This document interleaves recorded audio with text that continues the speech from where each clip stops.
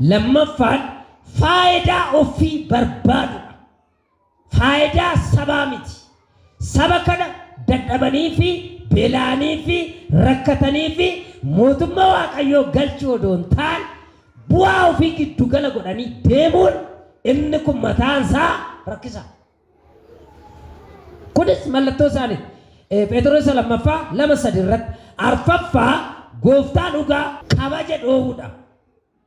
Yohaannis 1:4-3 waaqa guddaa kana dura dhaabattee sobuun Waaqayyo kabajuu miti waaqa salphisuudha waan ta'eef arfaffaa Xiimotewos 2:4-3 yoo laaltan waan namni jaalatu qofa dubbatu.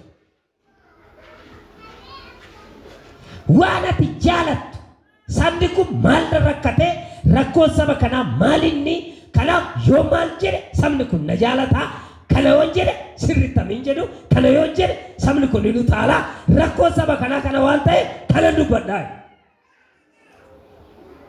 Yeroo kana sabni waan barbaadu yeroo dubbatamu miirri isaa akka malee barbaada jechuudha. Waaqayyotu dubbataa radhee kaa waan ta'eef bifa kanaatti waan deemuuf hubannaadhaan laalaa deemuun barbaachisaa. Inni shanaffaan waan Waaqayyoon jenne dubbataniiru Ermiyaas 23:21 waan Waaqayyoon jenne.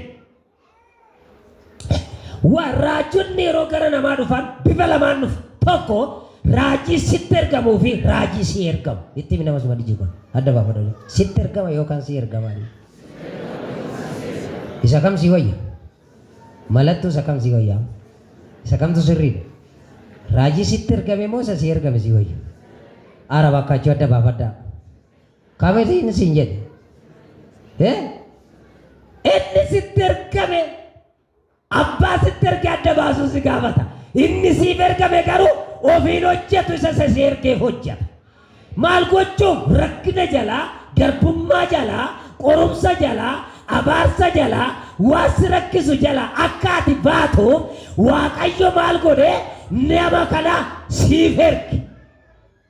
Siif ergamuuf sitti ergamuun warri siif ergamani maal ta'an ayyaana isaan irra jiru Waaqayyo maal godhee balaa rakkoo ati keessa jirtu keessa akka baatuuf siif erge Waaqayyo. Inni sitti ergame garuu balaa hedduu qaba jecha. Qabxiiwwan 5 kana qaba. Raajii sobaa akkamitti adda baafachuu dandeenya? Waan afuriin adda baasuu dandeenya. Tokko dubbii isaanii macaafa qulqulluu bira qabanii madaaluu nutti jiraata.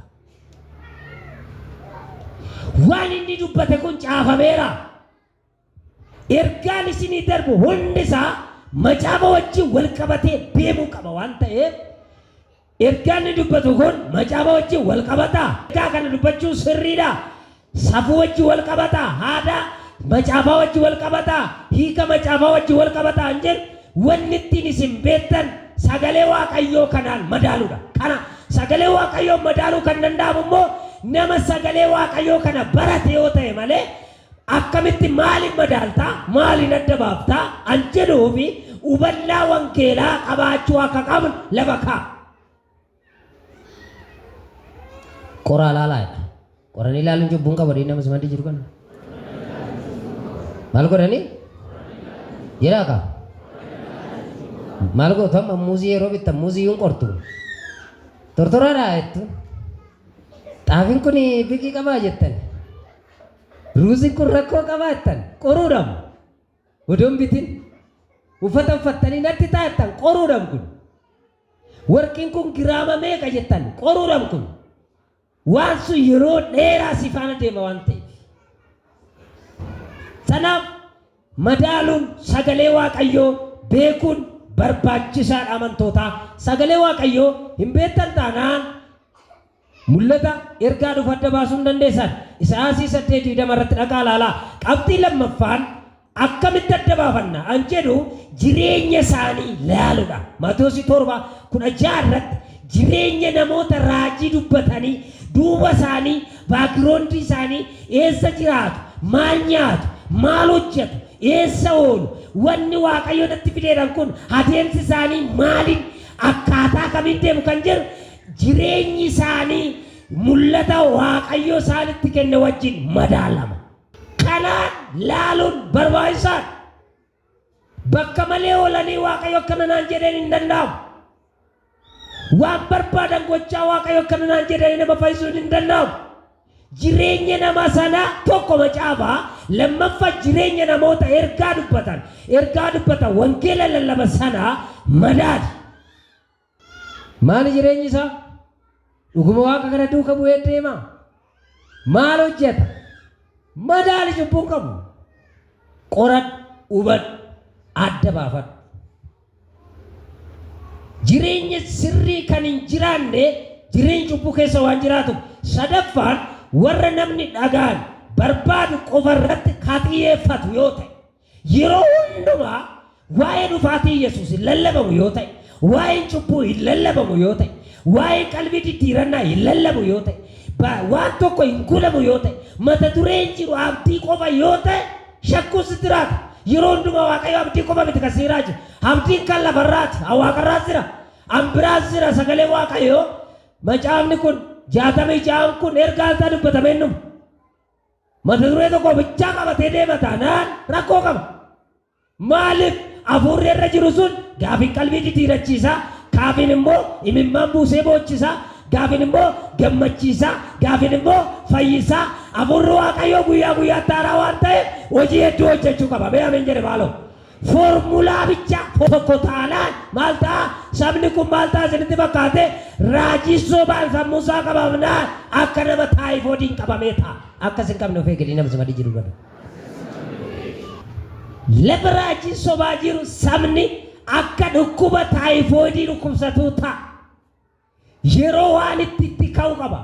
Waan keessaan badu achuma keessa taa'ee amala isaasan yeroo xaqqootee waan amala inni jaalatu tuttu ati dhibee sitti kaasa. Ati nan fayya seetaan achuma ta'a waan hin jaalanne sana yeroo ati itti ergitu achi gabaasa dhiyeessa gara sammuutti. Dhukkubsataa akka hin taane amantoon adda baafadhaa. Miidhaa akkamii sabarratti fiduu danda'u? Raajoonni sobaa miidhaa isaan fiduu danda'an ammas qabxiiwwan 5 gurguddaa jira. Miidhaa fiduu danda'u tokko saba jeequudha. Roomee 16:17 irratti jeequmsa hin uumu, waldaatti hin uumu, rakkoo gurguddaa uumuu danda'u. Namaaf nama walitti buusu. Waaqa jira jedhanii odoo hin du'in du'uuf deemtaa siin jedha. Harka ol kaasi. Siif garuu jireenyi kaa'ameera. Raajiin sirri nan duun hin du'a, an jiraatu hin jiraata jechuu qaba malee wal jala darbuun qabu. An duu hin duuta, an jiraatu hin jiraata, an guddatu hin guddata, an hin guddanne immoo hin guddatu.